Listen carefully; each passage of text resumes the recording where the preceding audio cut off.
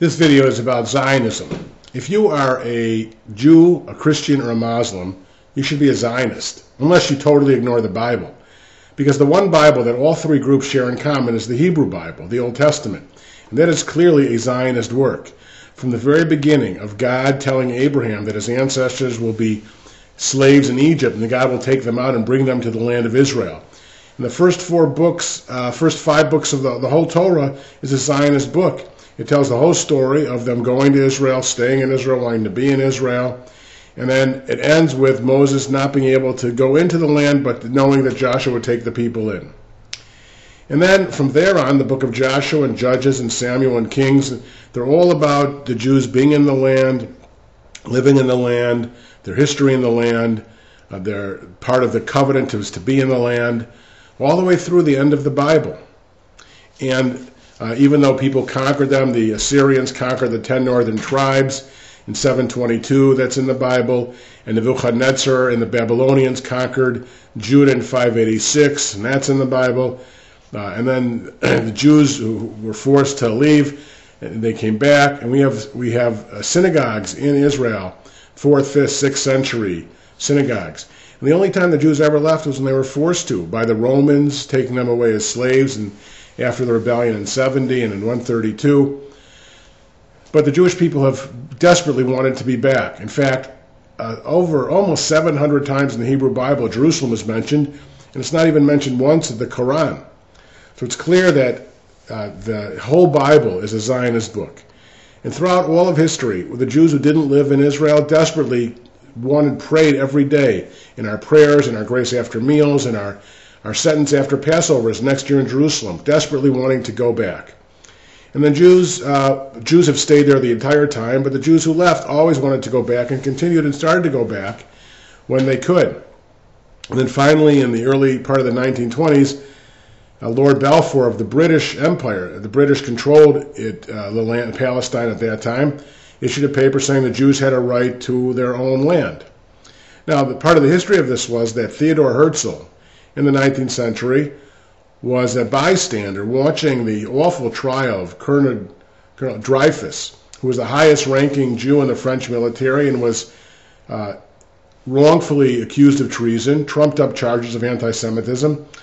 And Herzl said, if that can happen in France, which was the first country to give democratic rights, then the only answer to the Jewish situation is to have their own homeland.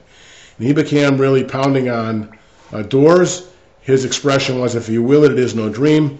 And then in 1897, there was the first Zionist Congress in Basel, Switzerland, where they predicted that within 50 years there'd be a Jewish state. And exactly 50 years later, the UN voted to partition Palestine, which the Jews accepted.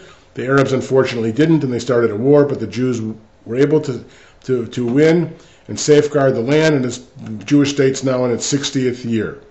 We'll have its 60th birthday coming up this May, thank goodness. Now, there are various ideologies that went into the creation of the state. Not all Jews had the same reason. If you want to read about this in depth, the best book, I think, is by Rabbi Arthur Herzl called The Zionist Idea, which has excerpts of a lot of the main thinkers on Zionism, and it also has a brilliant introduction. So just for example, did they believe they all believed that when the state was existed, all Jews would go there? No, not everybody thought that. Many believed that Jews would stay outside of Israel. Some would. Pinsker was one great Zionist thinker. He advocated that all Jews go, but thought that the bulk would. Moses Hess said no, they won't all go. Theodore Herzl said absolutely, they'll all go to Israel. Echad Ha'am felt that it wasn't really important, that Israel just should be a cultural and religious spiritual center. What about, should it have a religious character? Should it be a religious state? Pinsker said it should be secular. Herzl said it should be secular. Echad Ha'am said it should be humanist but have spiritual authority. Sirkin said it should be socialist, that should be its religion. Of course, Rav Kook said it should be religious. So what impact would it have on the situation affecting the Jews? Hess thought they would greatly benefit the world, as in fact it's been true. There's no country in the world that helps the world more per capita than Israel in terms of medicine and technology and art and literature. And Pinsker thought it would solve the Jewish political problem. People would not be anti-Semitic anymore. That's been completely wrong. People are very anti-Semitic regarding Israel. many, not all, of course, but some. Ahad Ha'am understood that it would never eliminate anti-Semitism because it would never be just a normal, regular country. I mean, why is it that Jerusalem has more foreign correspondents than any country in the world outside of the United States and I think Moscow? Why did you need it? Well, Pinsker said because of anti-Semitism. Herzl said it would be the place of the ingathering of the Jews. Sirkin said you need a Jewish socialist state. Rav Kook said it would be for redemptive purposes. So you can see there are lots of different views that went into the creation of Zionism. But it's bewildering to me that people that are Muslims, and I mean, I understand the political reasons, but if you're a person who is basing your religion on the Bible, we all have the Hebrew Bible in common, it's clearly a Zionist book.